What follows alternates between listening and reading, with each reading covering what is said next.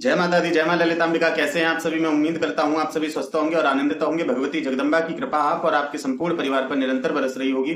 तो आज जो हम जानकारी लेके आए हैं वो इस विषय पर लेके आए हैं कि बार बार कमेंट आ रहे थे कि हमारे ऊपर कर्जा बहुत हो गया है। किसी का कहना था कि हम दाने दाने को मोहताज हैं, हमारा सब कुछ बिक गया और कर्जा बढ़ता ही जा रहा है। किसी का ये सवाल था कि हम जितना भी कमाते हैं उतना हमारा कर्ज चुकाने में चला जाता है, घर की जरूरतें भी पूरी नहीं हो पाती हैं।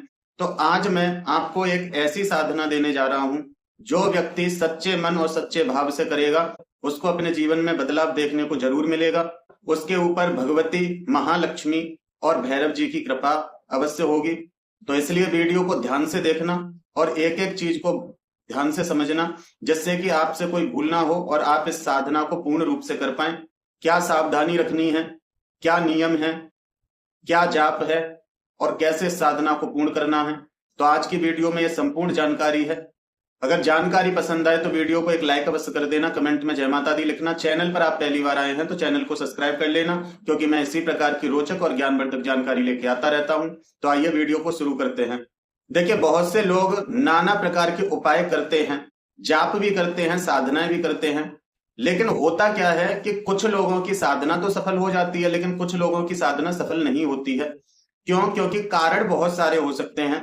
जरूरी नहीं कि मां लक्ष्मी आपसे नाराज हुई हो सकता है कि किसी के पितरों की वजह से आपको यह समस्या आ रही है, या हो सकता है कि घर में कोई प्रेत बाधा है वो आपके कार्यों को रोक रही है, या हो सकता है कि किसी के द्वारा तंत्र क्रिया है, इसके कारण से आप इन परेशानियों में फंस रहे हो।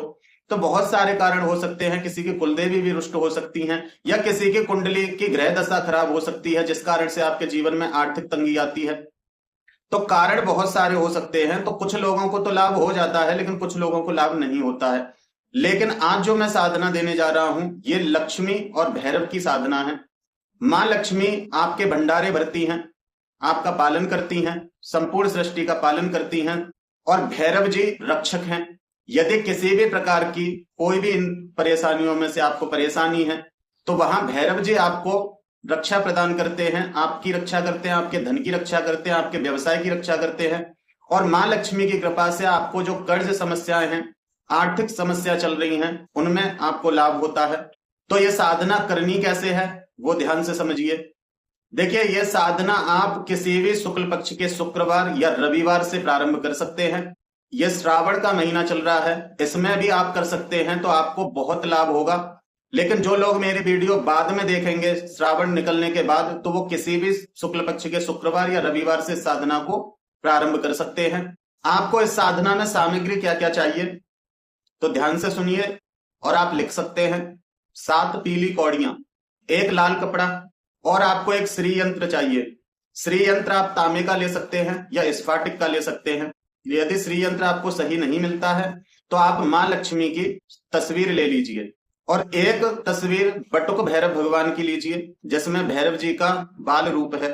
आपको गुलाब के फूल चाहिए, देसी घी का दीपक, और ये अखंड जलेगा 11 दिन तक। 11 दिन की ये साधना है। यदि आप में सामर्थ्य नहीं है तो आप जितनी समय पूजा चलेगी उतनी देर के लिए दीपक घी का जरूर लगाएं। बाकी अखंड दीपक आप तिल के तेल का जला सकते हैं, उसमें थोड़ा सा कपूर डाल के। कपूर, चावल, हल्दी, कुमकुम ये आपको चाहिए। एक चांदी का सिक्का चाहिए, एक सुपारी चाहिए, गुड़ और काले तिल चाहिए। ये आपकी सामग्री है। इस सामग्री की आप व्यवस्था करें और फिर इस साधना को प्रारंभ करें। जल में थोड़ी सी हल्दी और सेंधा नमक डाल के स्नान कीजिए। लाल वस्त्र धारण करें। ये वस्त्र आप साधना के समय पे पहनेंगे, फिर आप इनको उतार के रखिए। दूसरे दिन जल के छींटे लगा के फिर पहन लीजिए। वस्त्र आपको ये धुलने नहीं है 11 दिन तक, यही वस्त्र रोज पूजा में पहनने हैं। ईशान कोण में आपकी चौकी लगेगी। पूर्व और उत्तर दिशा के बीच का जो कोण होता है उसको ईशान कोण कहते हैं। ईशान कोण में एक चौकी लगाइए, चौकी पर लाल कपड़ा बिछाइए, उस पर चावल की ढेरी रखिए और मां लक्ष्मी को स्थापित कीजिए। ऐसे ही भैरव जी को स्थापित कीजिए। जो अखंड दीपक आप जलाने वाले हो वो मां लक्ष्मी के सीधे हाथ पे आपको दीपक जलाना है।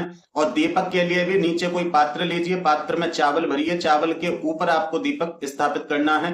अखंड ज्योत है वो, उसको आसन देना अनिवार्य है। फिर आपको मां लक्ष्मी और भैरव जी का पूजन करना है। उनको स्नान के लिए छींटे लगाइए जल के, घी का दीपक समर्पित कीजिए। घी का दीपक समर्पित करके धूप समर्पित कीजिए। धूप यदि गूगल की हो तो ज्यादा अच्छा है, अन्यथा आपके पास जो भी धूप अवेलेबल हो वो धूप जलाइए।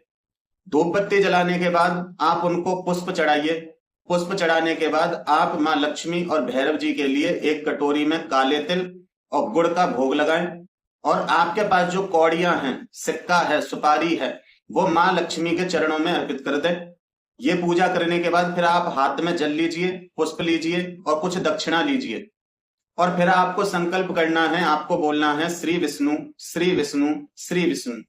मैं हिंदी में ही बता रहा हूं क्योंकि आप लोग नहीं बोल पाओगे पूरा संकल्प, इसलिए आप हिंदी में करें। लेकिन 3 बार श्री विष्णु बोलना है आपको। फिर आपको बोलना है, हे माँ महालक्ष्मी, हे भैरव बाबा, मैं आपकी ये 11 दिवसीय साधना करने जा रहा हूं या जा रही हूं।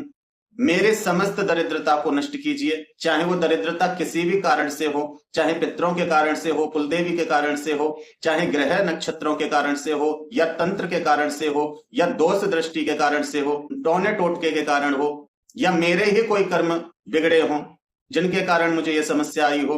हे माँ लक्ष्मी, हे भैरव भगवान, मेरी इस साधना को स्वीकार करना और इन 11 दिनों में मुझे अपना आशीर्वाद प्रदान करना, और जिस आर्थिक परेशानियों से मैं जूझ रहा हूं उससे मुझे बाहर निकालना। मेरे ऊपर कृपा करो, मेरे परिवार के ऊपर कृपा करो, आपकी जय हो, आपकी सदा ही जय हो। इतना बोलने के बाद जो आपके हाथ में पुष्प दक्षिणा, उसको उनके चरणों में चढ़ाइए। और चढ़ाते समय आपको बोलना है, ओम श्री लक्ष्मी भैरवाय चरणार्पणमस्तु। यहां आपका संकल्प हो गया। 11 दिन तक आपकी ये साधना चलेगी। सुबह आपको 11 श्री सूक्त का पाठ करना है। वहीं बैठकर आपका आसन लाल रहेगा, आपके वस्त्र लाल रहेंगे। पाठ पढ़ने से पहले हाथ में गुलाब का पुष्प लो और पाठ करो। पाठ पूर्ण होने के बाद वो उस पुष्प को माँ लक्ष्मी के चरणों में अर्पित कर दीजिए। इस तरह से 11 पाठ आपको माँ को समर्पित करने हैं प्रत्येक दिवस। ये साधना सुबह 6 से 8 के बीच आपको करनी है।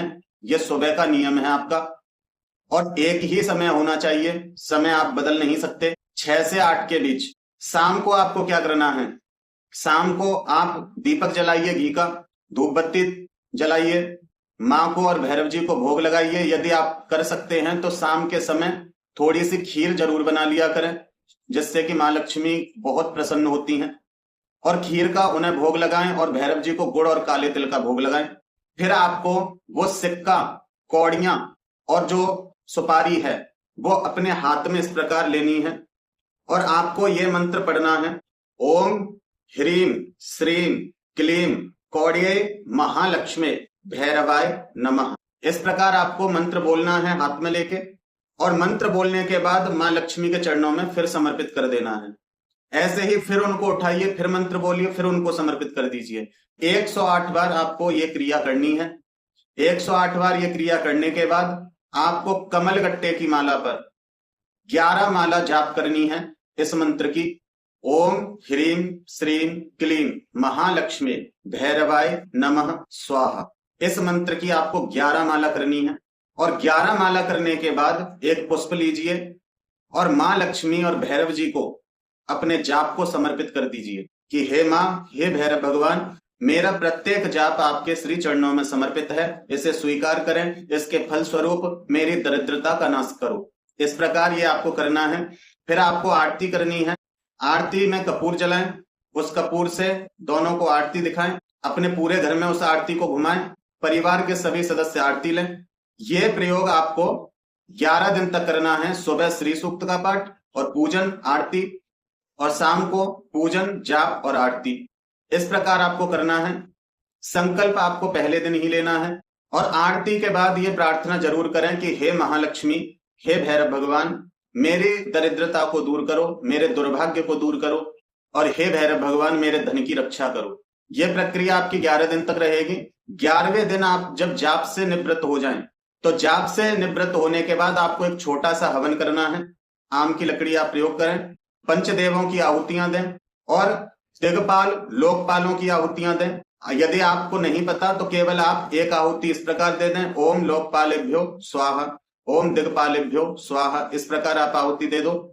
अपने कुलदेवी कुल देवताओं की आहुति दो, अपने गुरुदेव की आहुति दो, अगर गुरु नहीं है फिर भी ओम गम गुरुवे स्वाहा, इस प्रकार आपको आहुति देनी है। फिर आपको 108 मंत्र से आहुति देनी है। मंत्र वो है जो आपने 11 माला जाप किया है 11 दिनों तक। मैं एक बार फिर बता देता हूं। ओम ह्रीम श्रीम क्लीम महालक्ष्मी भैरवाय नमः स्वाहा। इस मंत्र से आपको 108 आहुति का हवन करना है। फिर एक सुपारी लेकर पूर्ण आहुति करनी है और मां से प्रार्थना करनी है। देखिए, जिसका भाव श्रेष्ठ है उसको लाभ अवश्य मिलेगा और साधना के बीच में ही उनको लाभ मिलने लगेगा, लेकिन भाव आपका पूर्ण होना चाहिए। यदि आपका भाव पूर्ण है और जब बच्चा भाव से मां को पुकारता है तो मां सभी प्रकार से अपने बच्चों की सुरक्षा करती हैं, अपने बच्चों की इच्छाओं की पूर्ति करती हैं। भाव आपको पूर्ण रखना है क्योंकि भाव अत्यंत आवश्यक है। एक बार को विधि में भी थोड़ी बहुत कमी हो जाए लेकिन आपका भाव समर्पण का है तो भी भगवान की कृपा हो जाती है। इसलिए भाव पूरा रखें और हृदय से करें और श्रद्धा आपकी इतनी होनी चाहिए कि जो मैं कर्म कर रहा हूं या कर रही हूं इससे मां लक्ष्मी और भैरव भगवान मेरे ऊपर कृपा जरूर करेंगे। ये आपका अटूट विश्वास होना चाहिए। तो इस साधना से आपको बहुत लाभ मिलेगा। इतना करने के बाद यहाँ आपकी साधना पूर्ण हो जाती है और साधना पूर्ण होने के बाद जो मां लक्ष्मी और भैरव जी की तस्वीर है उसको अपने मंदिर में स्थापित कर दीजिए। जो चौकी पे लाल कपड़ा, चावल, कौड़ी, सिक्का, सुपारी जो भी है उसको बांध कर मां लक्ष्मी और भैरव जी के चरणों से लगा के अपनी तिजोरी में रख दीजिए। या कोई अपने व्यवसाय के लिए करता है तो जहां भी वो धन रखते हैं वहां रख दीजिए। भगवती की कृपा से आपकी बरकत होगी, आपको सभी प्रकार की परेशानियों से छुटकारा मिलेगा। और श्रावण मास चल रहा है, बहुत उत्तम समय है ये। तो आप प्रत्येक शुक्रवार यदि बेलपत्री के नीचे, बेलपत्री के पेड़ के नीचे मां लक्ष्मी का ध्यान करके घी का दीपक अर्पित करते हैं तो इससे भी मां लक्ष्मी की कृपा आपको प्राप्त होती है। और शुक्रवार के दिन एक पीपल का पत्ता लें, पीपल के पत्ते पर थोड़ा सा आटा, थोड़ी सी चीनी रखें और उसको किसी पीपल के नीचे छोड़कर आए। ऐसा आप 7 शुक्रवार करें, इससे ऋण मुक्ति होती है। या आप थोड़ा सा, जैसे सत्यनारायण भगवान की कथा में प्रसाद बनाया जाता है जिसको पंजीरी कहते हैं, ऐसा भी आप बना के रख सकते हैं और चींटियों को डाल सकते हैं। ये भी आपकी ऋण मुक्ति में कारगर होता है। आप जीवों का पेट भर रहे हैं और आपके इस अन्न और मीठे के दान से आप ऋण मुक्त होते हैं, कर्जों से मुक्ति मिलती है। तो आप ये कार्य भी कर सकते हैं। तो ये साधना है, ये साधना आपको करनी है, आपको लाभ अवश्य होगा। हवन आपको कपूर, गुड़ और काले तिलों से करना है। इसका प्रभाव क्या होगा इस साधना का? तो देखिए, 2 से 3 दिन में ही आपको मन में शांति आने लगेगी और आपकी ऊर्जा में वृद्धि होने लगेगी। जो आपका मनोबल टूट गया है, आप हिम्मत हार रहे हैं सब जगह से, तो आपको ऊर्जा महसूस होगी और आपके कार्य बनने लगेंगे। आपका कहीं पैसा अटका है तो आपके उस अटके पैसे की भी आपको प्राप्ति होने लगेगी। कर्ज से परेशान हैं, कर्ज में आपको राहत होगी, समाधान मिलेगा और आप कर्ज से मुक्ति प्राप्त करेंगे। धन में स्थिरता आएगी। जिन लोगों के हाथ में पैसा नहीं रुकता है, कितना भी कमाएं सब खर्च हो जाता है, लेकिन जरूरत के समय उनके पास नहीं होते पैसे, तो उनके धन में स्थिरता आएगी और धन की सुरक्षा होगी और बरकत होगी। अब सावधानी क्या रखनी है, सावधानी ध्यान से सुन लीजिए। साधना के समय ब्रह्मचर्य का विशेष ध्यान रखें और संयम रखें। किसी को भी इस उपाय के बारे में जानकारी ना दें। और यदि आपका कोई अपना है, आप चाहते हो कि उसका भी भला हो, तो आप वीडियो को शेयर कर सकते हैं, लेकिन आप अपने मुख से नहीं बताएंगे। और विशेष करके जब तक आपकी साधना चलेगी तब तक तो आप किसी को भी नहीं बताएंगे। आपका जो अखंड दीपक है वो बीच में ना बुझे, वो निरंतर जलता रहे। साधना के दौरान आप किसी को भी परेशान ना करें, किसी से भी हंसी मजाक ना करें जिससे कि उसको बुरा लगे। आप जितना हो केवल अपनी परेशानियों को याद करें और मां लक्ष्मी और भैरव जी से प्रार्थना करते रहें। अपने अंदर पूर्ण श्रद्धा रखें और मां लक्ष्मी और भैरव जी के लिए अटूट विश्वास रखें, तो आपकी साधना सफल होगी।